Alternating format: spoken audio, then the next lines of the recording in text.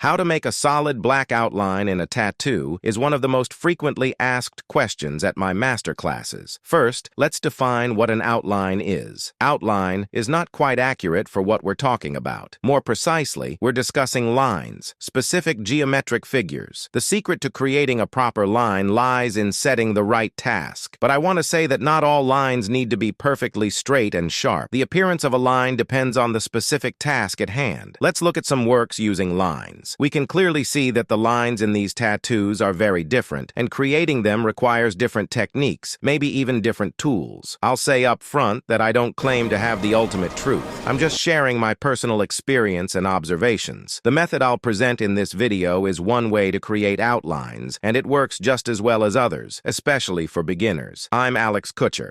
Let's go.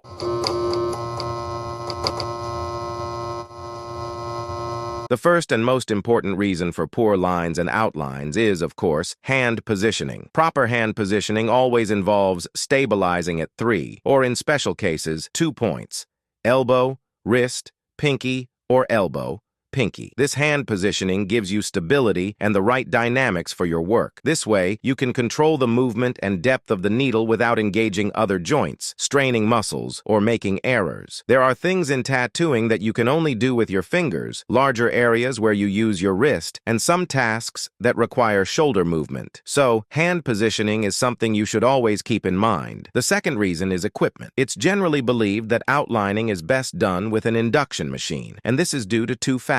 First, the significant weight of the machine, and second, its design, which allows the ink to be driven into the skin in a specific way, unlike rotary machines. However, lately, I've come across rotary machines that are just as good as induction ones for line quality. With a weighted grip, they also dampen vibrations well, which is a definite plus for performing graphic tattoo techniques. The third reason is needles. Specifically speaking about needles, RL, round liner needles, are sharper and more concentrated in delivering pigment under the skin, while RS, round shader, needles are less traumatic and softer in application, and hence not as dense. Based on this, we can say that different needles are needed for different lines. For example, in the trash polka style, you need jagged, broken lines that anyone with even one hand can create. In contrast, clean, straight lines like those used in old-school, neo-traditional, or graphic styles require specific motor skills and good application technique to ensure all lines are consistent and don't blur. It's worth mentioning that experienced artists also successfully use magnum needles for lines and shading, but due to their construction, these needles are not necessary for you at the beginning stage. Focus on RL and RS needles for now. As for the comfortable needle depth, it is, of course, subjective. Personally, the more depth, the more comfortable it is for me. This doesn't mean you should pull the needle out to the maximum and try to hit it from afar, as different machines are designed for different depths. Regarding the technique of working with a hidden needle, where the needle is not visible and the tip touches the skin, I don't see the point in discussing it, as I don't find this technique productive or convenient since you can't see what you're doing. It's only useful for dense shading over large areas. If you've decided to dedicate your life to the art of tattooing but still worry about not getting your outlines and lines right, join our online tattoo school where we'll share information and experience with you. We'll teach you how to create a tattoo outline, mix pigments, choose the right tattoo machine, and share tips and tricks to help you grow and start making money from tattoos quickly. Since everyone absorbs material differently, we don't offer standard courses. Our approach is personalized, and we'll work with you until you reach your goal. To sign up for training, contact me in any convenient way. You can find my contact details in the video description. You can also comment, and either I or one of my assistants will get back to you and provide guidance. An important bonus that all our graduates receive is promotion as a tattoo artist in the Tattoo Stars app, which will attract clients from day one and help you become top artists. We are official partners of Tattoo Stars, and all our students get lifetime access to all the premium features of the app. And for all our viewers, we have a promo code TOP30, which will boost your profile for 30 days among the top artists and studios and allow you to participate in online tattoo battles during this period. The app is available for download in the App Store and Google Play. I'll leave the download links and promo code in the video description. Another Another reason for poor outlines is long, single-pass lines. If the line is short, it's relatively clear what to do, but if the line is long, you have to join it seamlessly without any visible joints. Making long, single-pass outlines can lead to many mistakes, such as uneven pigment distribution due to its absence in the tip, shaky lines due to hand motor skills, and even over-traumatization of the skin. I'm not saying single-pass outlines are bad and shouldn't be done, but at the beginning stage, it's often easier for many to work this way. With experience, you'll find your own style and comfort in your work. I also want to note that every artist works a bit differently. I've seen many people using various techniques and hacks when making lines, like supporting the right hand with the left hand when drawing a long line. The most important thing is to look at the result you're getting. If your work looks bad, then try changing something and experimenting. If it looks good, then great. Keep perfecting your skills and improve the quality of what you're doing now. The thickness of the needle also plays an important role. Thicker needles have a larger surface area in contact with the skin, which means they don't penetrate the skin as well as thinner ones. So when you use a thick needle for thick lines, like a 10+